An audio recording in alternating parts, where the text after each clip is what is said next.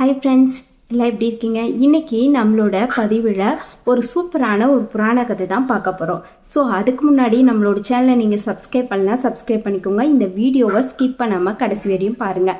விநாயக பெருமானை பற்றி தான் இன்னைக்கு நம்ம பார்க்க போகிறோம். விநாயக பெருமானுடைய வலதுபுறம் இருக்கிற தந்தம் எப்படி ஒடிஞ்சது அப்படிங்கிறதான் இந்த பதிவில் நம்ம பார்க்க போகிறோம். மகாபாரதத்துக்காக தன்னுடைய வலதுபுறத்தில் இருக்கிறது தந்தத்தையே உடைத்து எழுதினாராம் விநாயக பெருமான். மகாபாரதம் எல்லாருக்கும் அறிஞ்ச மிகவும் பிடித்தக்கூடிய ஒரு புராண கதைனே சொல்லலாம். இந்த மகாபாரதத்தை எழுதணும் அப்படின்னு சொல்லி ரொம்ப ஆசைப்பட்டது வியாசர் முனிவர். இந்த மகாபாரதத்தை இயற்றியதே வியாசர் முனிவர்னு சொல்கிறாங்க. ஆனால் எழுதுது விநாயக பெருமான். அதுவும் தன்னுடைய தந்தத்தாலேயே எழுதினாரா. எப்படி அப்படிங்கிறது தான் இந்த பதிவில் நம்ம பார்க்க போகிறோம். ஸோ இந்த வீடியோக்கு அப்படியே ஒரு லைக் பண்ணிவிட்டு பாருங்கள். வியாசர் முனிவர் பார்த்திங்கன்னா மகாபாரதத்தை எழுதணும், யாரை வச்சு எழுதுறது அப்படின்னு ஒரே யோசனையில் ஈடுபடுறாரு. அப்போது பார்த்திங்கன்னா விநாயக பெருமானை வச்சு எழுதலாம், அப்போ தான் மக்களுக்கு புரியும்படி இருக்கும், அவர் பொருள் புரிஞ்சு கரெக்டாக எழுதுவார் அப்படின்னு சொல்லி விநாயக பெருமானை தேர்வு செஞ்சு விநாயக பெருமானை பார்க்க வராரு வியாசர் முனிவர். நம்ம விநாயக பெருமான் ஒரு அரச மரத்தடியில் அமைதியாக உட்கார்ந்துட்டுருக்காரு. அப்போது வியாசர் முனிவர் போய் விநாயக பெருமானிடம் கேட்குறாரு, தங்களுக்கு ஒரு உதவி வேணும், எனக்கு உங்ககிட்ட ஒரு உதவி வேணும் அப்படின்னு சொல்லி கேட்குறாரு. விநாயகப் பெருமானும் சொல்லுங்க முனிவரை, நான் செய்கிறேன் அப்படின்னு சொல்கிறாரு. உடனே வியாசர் முனிவரும் சொல்கிறாரு, மகாபாரத்தை தங்கள் கையால் நீங்கள் எழுதி கொடுக்கணும் அப்படின்னு சொல்கிறாரு. உடனே விநாயகப் பெருமான் ஒரு வேண்டுகோள் மட்டும் வைக்கிறாரு. என்ன கேட்குறாரு அப்படின்னு பார்த்தீங்கன்னா, நீங்கள் மகாபாரதத்தை நிறுத்தாமல் சொன்னீங்கன்னா மட்டும்தான் என்னால் புரிஞ்சு எழுத முடியும், நீங்கள் சொல்லுவீங்களா அப்படின்னு சொல்லி விநாயகர் கேட்குறாரு.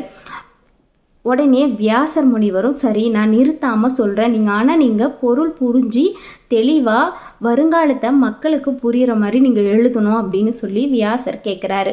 உடனே விநாயகப் பெருமானும் சரின்னு சொல்லிட்டு 2 பேருமே வியாசர் முனிவர் சொல்ல விநாயகப் பெருமான் எழுதுறாரு.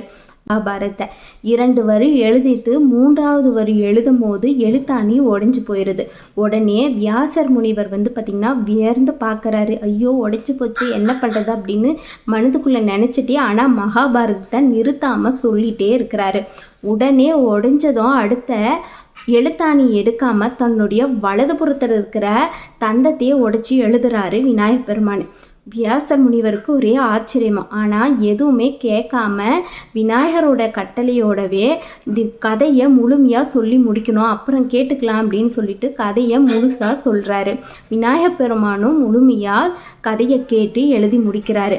முடித்ததுக்கப்புறம் விநாயகப் பெருமானிடம் வியாசர் முனிவர் கேட்குறாரு, விநாயகப் பெருமானே, தங்கள் எழுதி கொடுத்ததே மிகப்பெரிய நான் செய்த பாக்கியம், ஆனால் தங்களுடைய தந்தத்தை உடைத்து எழுத வேண்டிய அவசியம் ஏனோ அப்படின்னு சொல்லி கேட்குறாரு.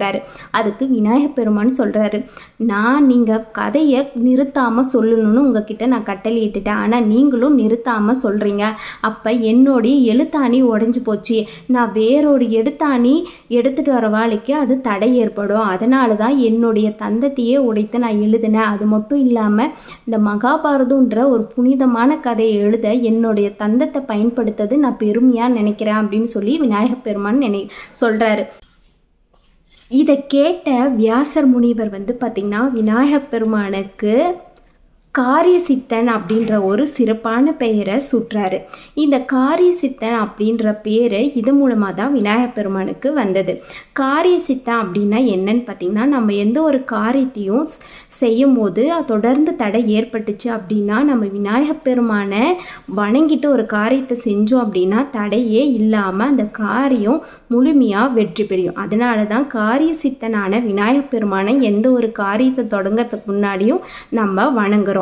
இந்த மகாபாரதத்தோட விநாயகப் பெருமானுடைய தந்தமும் சரி விநாயகப் பெருமானும் சரி ஒப்பிட்டு பார்க்கும்போது நமக்கு மிகவும் பெருமையாகவே இருக்கிறது. இந்த மகாபாரதத்தில் எல்லா சிற்பமிக்க தெய்வங்கள் இடம் பெற்றாலும் அதில் ரொம்ப சிறப்பு வாய்ந்தது அப்படின்னு பார்த்திங்கன்னா நம்ம விநாயகப் பெருமான். ஏன்னா மகாபாரதத்தை எழுதவே தன்னுடைய தந்தத்தை பயன்படுத்தினார் அப்படின்னும் போது தன் மக்களுடைய வேண்டுதலுக்காக என்ன வேணாலும் விநாயகப் பெருமான் செய்வார்.